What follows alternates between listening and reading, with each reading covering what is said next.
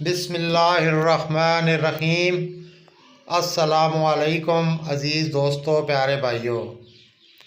सन्यासी उलूम और सन्यासी ख़जाने से ऐसा नुस्ख़ा जिसकी एक ही खुराक क़ुव्वत बा के लिए ज़िंदगी भर के लिए काफ़ी होती है, और खुराक भी सिर्फ़ एक कख।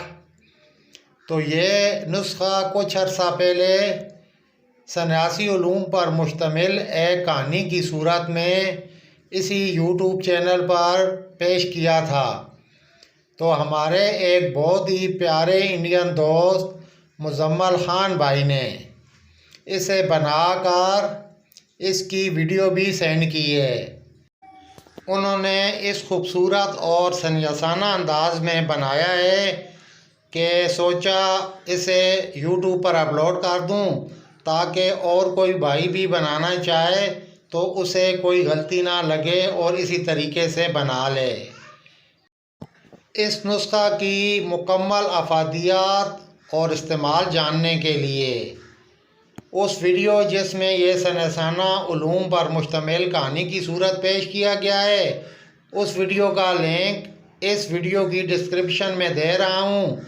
वहाँ से क्लिक करके आप वो वीडियो भी देख सकते हैं।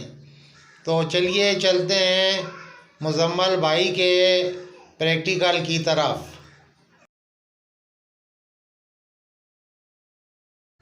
ये सिमुलफार ज़र्द है। ये अच्छी किस्म का 6 ग्राम लेना है। तो भाई ने 6 ग्राम अच्छी किस्म का सिमुलफार ज़र्द लिया है।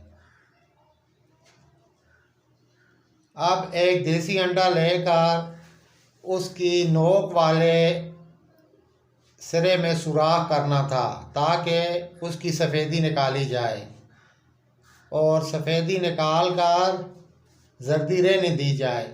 और अगर मुमकिन हो दूसरा अंडा तो उसकी जर्दी लेकर इसमें मज़ीद डाल सकते हैं। तो भाई ने ये काम भी बहुत ही खूबसूरती से किया है, आप देख रहे होंगे वीडियो में।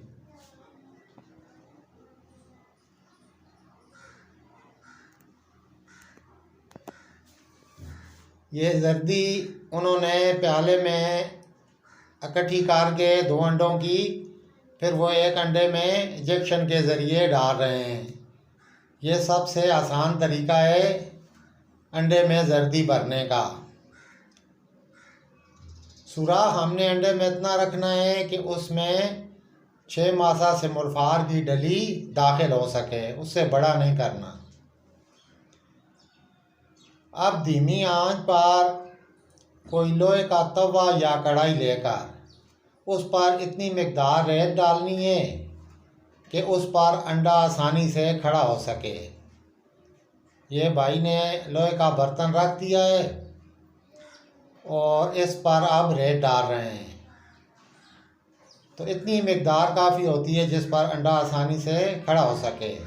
दरमियान में छोटा सा घड़ा बनाकर या अंडे को हाथ से दबाकर छोटा सा घड़ा बना लें और उस पर अंडे को इस तरह खड़ा कर देना है। अब इसमें सिमुलफार ज़र्द जो अच्छी किस्म का हमने लिया है वो डालकर पकाना है। ये हमने उस वक्त पकाना है जब तक ये अंडे की जर्दी का तेल निकल कर मुकम्मल खुश्क ना हो जाए। तो ये देखिए, काम मुकम्मल होने के बाद ये इस तरह निकलेगा। बहुत ही खूबसूरत निकला है अल्हम्दुलिल्लाह, सुर्खी लिए हुए। अब इसे किसी साफ खराल में डालकर खूब अच्छी तरह बारीक पीस लेना है। पीसने में थोड़ी मेहनत करनी है कि खूब बारीक हो जाए। खूब बारीक हो जाए तो इसे किसी शीशी वगैरह में महफूज कर लेना है। कोशिश करें कि शीशी ऐसी लें जिसका ढक्कन एयर टाइट हो, ताकि इसमें हवा दाखिल ना हो सके। जब ये खुराक लेनी हो तो माचिस की एक तीली लेकर उस पर इतना हिस्सा जहाँ जितने हिस्से पर उसका आछी मवाद लगा होता है, उतना दूसरी जानिब वाला हिस्सा पानी से गीला करके इसमें फेर दें।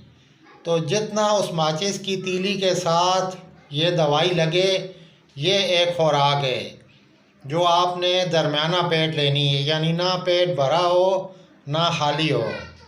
तो इंशाअल्लाह ये देखें भाई ने कितने अच्छे अंदाज से बताया है खुराक लेने का तरीका।